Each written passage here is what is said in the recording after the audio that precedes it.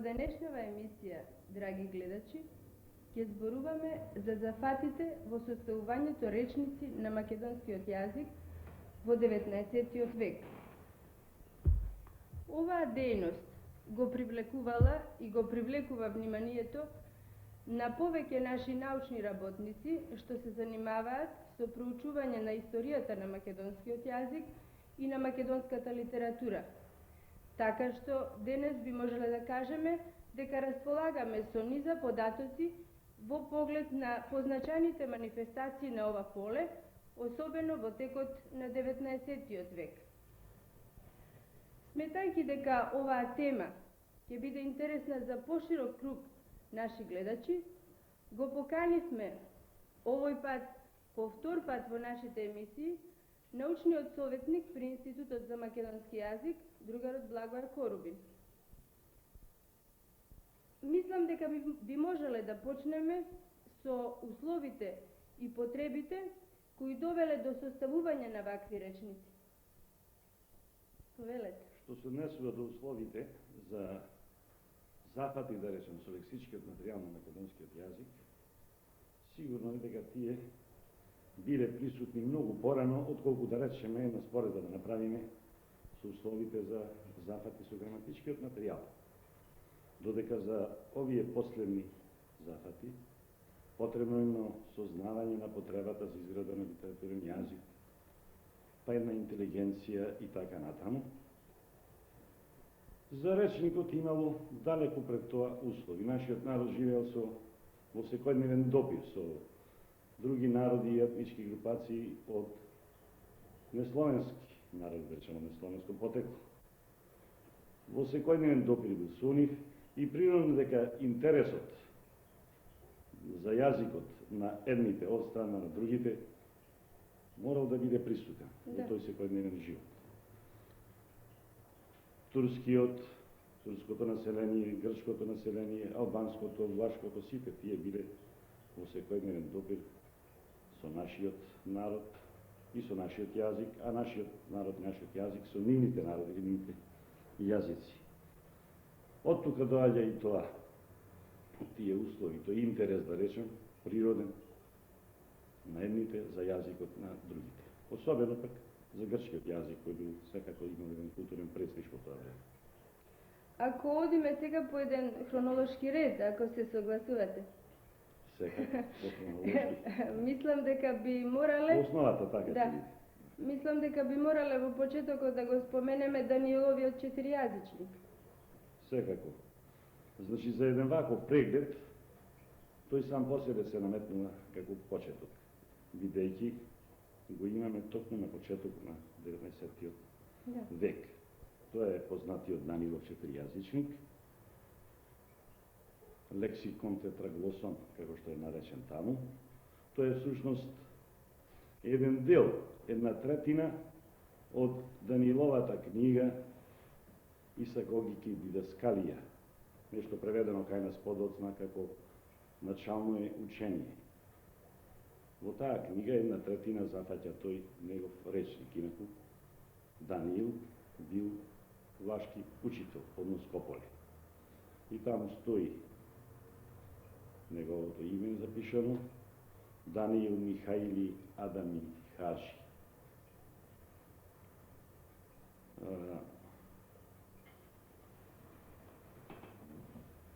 Ова издание нам е познато како второ издание, всушност, од второто издание, зашто таа негова книга доживеала 3 изданија. Првото од 794 не ни е познато, ова од 802 ни е познато. Што представува всушност овој речник, кој сега нас те интересира, овој дел од таа книга? Тоа не е речник во современата смисла на зборот, туку еден вид речник разговорник, еден вид учебник со широка намена на грчкиот јазик. Четиријазичник се вика затоа што се тука застапени 4 јазици. Грчкиот, ароманскиот, односно влашкиот, македонскиот и албанскиот. Сите се предадени со грчко писмо. И тоа се реченици поделени на делови, Или на зборовите како што идат, тие се во колона надолу редени зборовите, а паралелно идат истите делови на речениците или истите зборови на другите јазици. На сите јазици паралелно во колони, во 4 колони на секоја страна.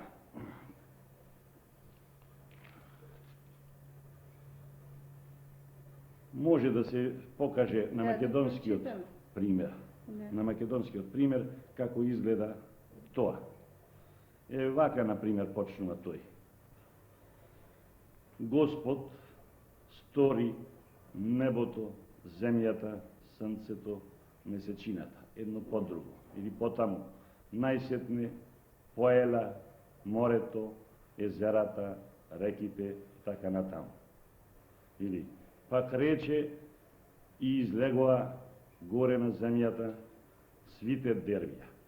И така натаму, така на 30 пише страници, зафаќајќи разни области од човековиот живот и интерес. Какви се сознанијата на нашата наука за употребата на овој речник кај нас? Се констатирало дека овој речник имал доста широка употреба. За тоа говорат многобројни преписи и преработки. Од второто издание, на пример, имаме зачувано и комплетни преписи. Еден таков е направен во Струга во 1847 година, а денеска се чува во библиотеката на катедрата за историја на книжевностите на народите на СФРЈ при Филозофскиот факултет во Скопје. Вие споменавте повеќе преписи и преработки. Да, има. А дали би можела некоја од овие преработки посебно да ни ја истакнете, да ја споменете? Најмногу се истакнува како четврто негово издание на овој речник. Скоро се смета како четврто издание, може би можело да се смете, иако не е баш тоа. Една така наречена книга за научение трих јазиков. Таа книга е излезена од печатницата на Теодосија Синајски, последната книга излезена од таа печатница. Тука по содржина не се разликува воопшто од Даниловиот четиријазичник. Меѓутоа се разликува по тоа што се отпаднати влашкиот и албанскиот јазик, а на нивно место е дојден турскиот, значи имаме грчки, турски и македонски. И што се текстовите сега предадени сите, и грчкиот и турскиот, со македонско, со кирилско поправо писмо. Во почетокот рековте нешто за потребите што довеле до создавање на вакви речници. Меѓутоа, колку што ми е мене познато, ваквите потреби биле присутни и подоцна кај нас. Секако, тие потреби биле присутни и подоцна. Особено потребата за разбирање на грчкиот јазик. И за задоволување на таа потреба се составувале кај нас и други, повеќе такви практични речници.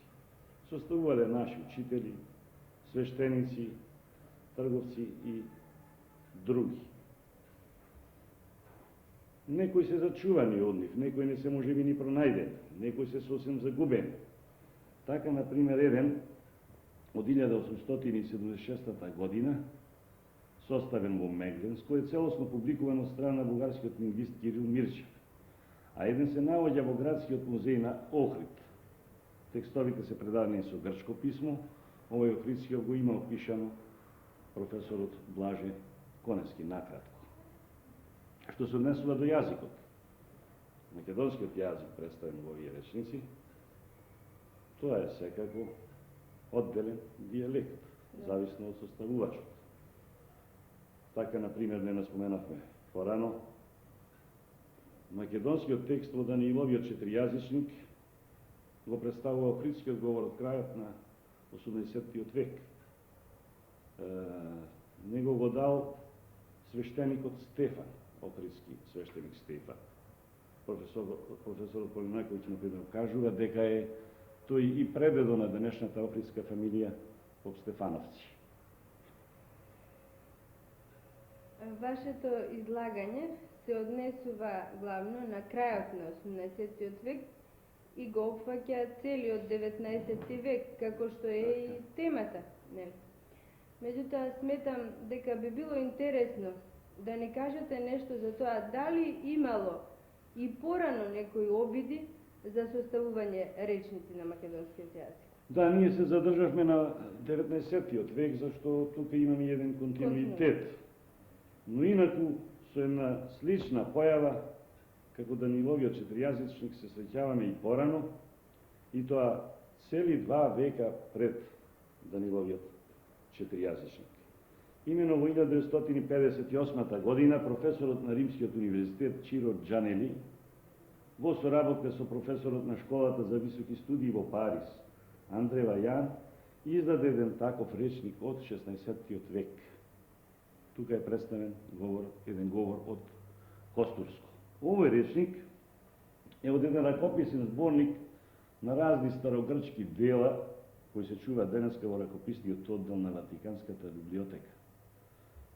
Материјалот е предан, како што рекоме, со грчко писмо, а се состои исто како и Даниловиот четиријазичник од реченици поделени на делови или на зборови и подредени еден под друг, а понатаму имаме и еден дел само од зборови.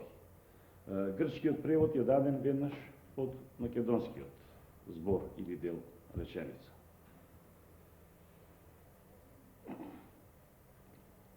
Можеме за пример да земеме само пак еден дел од почетокот. Речникот, например, започнува вака: Господине, па под него, брате, па пак под него, да си здрав, остани да спиеме, ела да јадеме и да пиеме, да работиме и така натаму. Или потаму кај што имаме само зборови: сокол, врапци, јастреб, тресопашка, властовици, заец, прле и така натаму, како што гледаме некои зборови се давани во еднина, некој во множина. Немало тука некој ред, тоа е во зависност од самиот предмет и неговата појава во стварност, ако тој се јавува во збирно множество, пообично му доаѓало на составувачот на речникот да го даде зборот во множина. Андре Вајан заклучува, а тој дава опис на овој речник, дека е автор некој школуван грк. Тој можел да го познава македонскиот јазик, а можел и да се послужи со некој информатор македонец. Сета оваа дејност, како што се гледа, е мотивирана со наполно практични цели и потреби. Се разбира сега, тешко може да се допушти дека во овој временски период од 200 години имаме некаква тотална празнина. Сигурно се работи за тоа дека некои манифестации, ваки зафати не се откриени. Како и да било, низ оваа дејност уште не се манифестира некоја свезда лексичка и граматичка обработка на македонскиот јазик, односно на овој или оној негов говор за некакви цели од поопшт карактер, диктирани од потребата, да речеме, за изградба на литературен јазик. Уште не се манифестира некоја сознавање на една таква потреба, ниту некој интелектуален напор во тој правец. Првата македонска интелигенција пред која ќе се поставува една таква задача, како што знаеме, допрва ќе почне да се формира. Таму некаде, кон половината на 19 век и потоа.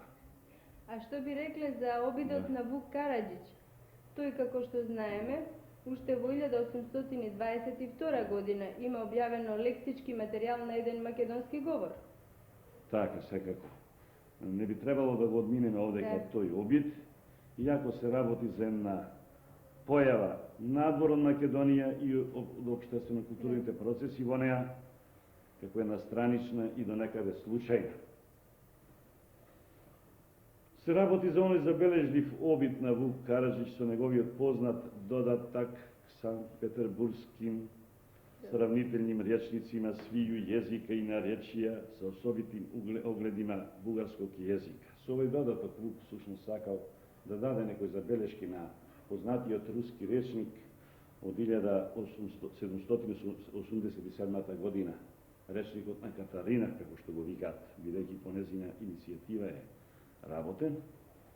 да дополни нешто во однос на српско-хрватскиот јазик, но ете дошол на идеја, бидејќи таму отсутствувал друг јазик од јужнословенскиве, и имал можност да го представи и македонскиот јазик. Тој тука вика со оглед на бугарскиот јазик, сакал на првенствено на словенската научна јавност да ја даде до знаење дека има уште еден, да го ставиме во кавички тоа еден, јазик на Балканов словенски, кој не бил земен предвид од составувачите на тој речник. Тоа се однесува всушност и на македонскиот и на бугарскиот, но во тоа време тоа име немало некои определени граници и толку може Лупт така го нарекол. Меѓутоа се работи за материјал лексички, а има и друг материјал тука, забележаме и кои други текстови, од наш македонски говор од Разлошко. Вук имал можност да се сретне во Виена со некои трговци од Разлошко и успеал од нив да го запише тој материјал и да го објави.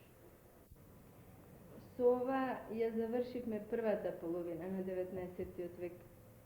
Ако се согласите, би можеле да преминеме на втората половина од овој век. Да. Ова е, како што ни е познато, еден посебно значаен период во животот на нашиот народ. Веќе имаме училишта со световен карактер, имаме наше учителство, се поставува прашањето за македонскиот литературен јазик. А какви биле погледите на нашите луѓе од овој период спрема речникот на македонскиот јазик? Како што рековте во втората половина на 19. век, зафатите на ова поле почнуваат и кај македонскиот народ да придобиваат подруги карактеристики, а и подруги мотивации. Тие се поврзани со почетоците на народното будење, или подобро речено, со новите текови на општествено-економскиот, а заедно со тоа и на културно-просветниот развој на македонскиот народ. Кон половината на векот и понатаму почнува да се формира веќе првата македонска интелигенција, скромна, учителска, но таа веднаш почнува да ги изразува и да ги манифестира, да речам, новите интереси на нашиот народ, првенствено на граѓанството и новите потреби. Нивниот интерес, поврзано со народното будење, нали се свртува кон се што е свој народно. Почнува да се собира материјал, народни умотворби и токму први имаме две манифестации, вакви два зафати речнички, поврзани со објавување на збирки народни песни. Едната е збирка, тоа е всушност зборникот на браќата Миладиновци. А пред неа имаме уште една збирка од народни песни од Стеван Берковиќ, објавена. И двете овие збирки се придружени на крајот со една речнички додаток. Да почнеме со вториот случај, со речничкиот додаток кон зборникот на Миладиновци како поинтересен и позначен захват. Како што знаеме, денеска тој содржи околу 400-500 збора. Но не бил така замислен, не била таква намерата на авторот. Во еден оглас, објавен во хрватскиот печат, по повод излегувањето на зборникот, самиот автор, Константин Миладинов, пишува дека речникот требало да содржи околу 2000 слова, од кои употребвењето не е често или кои имаат по наречие некаква разница. Константин го составил тој речник всушност, и то со помошта на некои ученици од Ѓаковската богословија, каде што живеел тој кога престојувал во Ѓаково. Зашто зборовите биле објаснувани со хрватско-српски јазик. Целта му била да им го олесне разбирањето на читателите од таа средина, хрватска средина, на зборникот и на песните. Како дошло до тоа, од тие 2000 да отпаднат околу 1500. Сушност на Константин Миладинов, неговиот бугарски пријател Васил Чолаков му предложил еден доста добар број бугарски песни да објави во зборникот. Миладинов тоа го прифатил и поради тоа морал да се намали обемот на речникот, па дури и некои други материјали да отпаднат. Првиот случај пак, оној речнички додаток кон збирката на Стеван Верковиќ, која излегла во Белград една година порано, во 1860 година.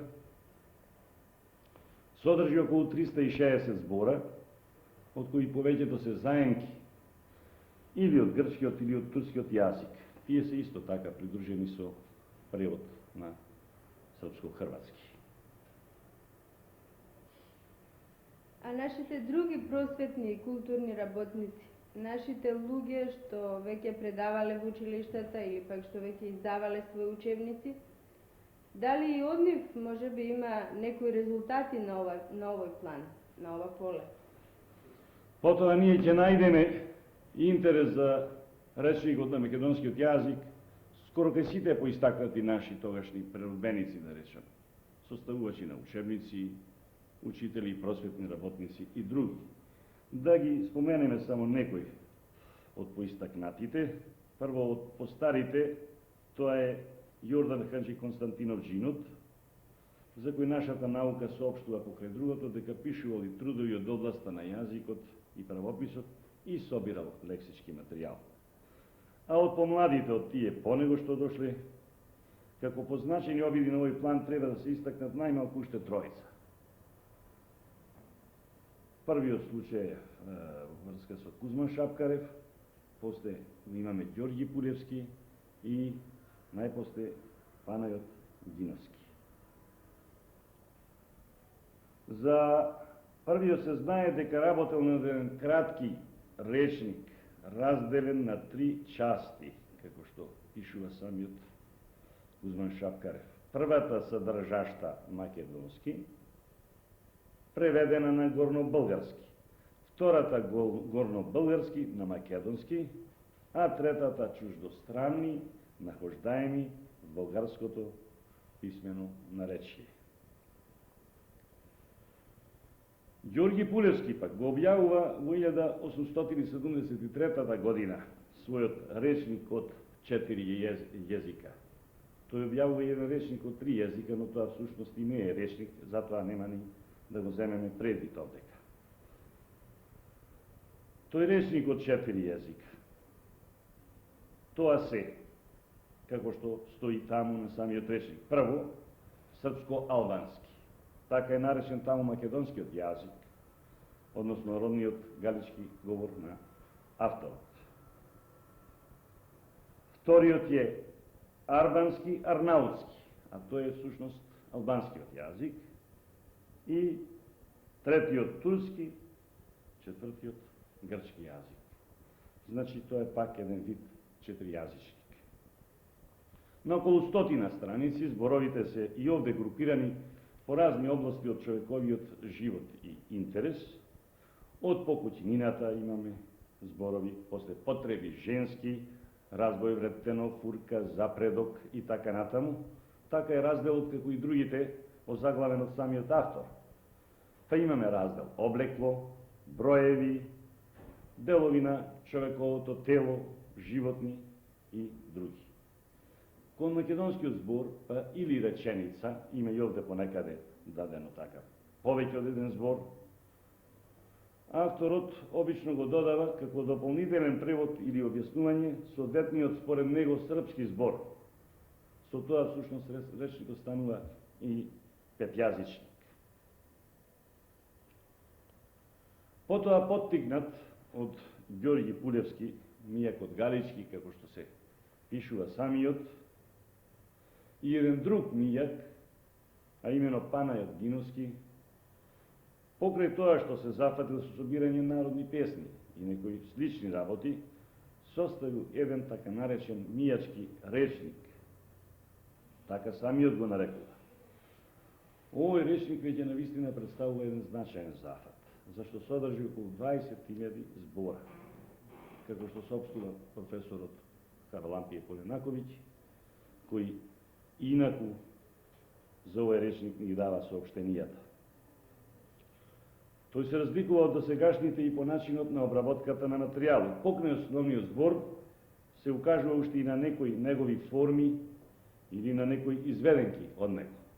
Еве, например, да речеме вака, имаме абаджи ја, па лок, тоест абаджи лок, или аван, множина авани, деминутивот аванче, аванчиња, аванчиште и така натаму. Овој речник не е издаден, туку е зачуван како материјал во преписот на еден учен Мијак Риста Огњановиќ, според соопштението пак на професорот Харлампије Поленаковиќ. Професорот Александар Белиќ имал намера да го издаде, но во тоа го спречува избавувањето на Втората светска војна. Толкувањата овде што се даваат кон македонските зборови се или пак на македонски, значи еден вид толковен речник, но има и случај каде што се даваат на српско-хрватски или дури и на руски јазик. Тоа би биле тие три означени зафати на овој план. Што станува потоа? Подосна, како што знаеме од историјата, настапуваат и полоши времења за една ваква активност. Односот на силите против самостојниот развиток на македонскиот народ, од една страна, тоест на надворешните сили, и оние што стоеле на линијата на тој развиток, тоест на натрешните, од друга страна, се измени понатаму уште повеќе на штета на последниве. Настапува еден период, како што читаме во еден напис под наслов "Кој е крив" од Темко Попов, период на духовна парализа во македонското општество.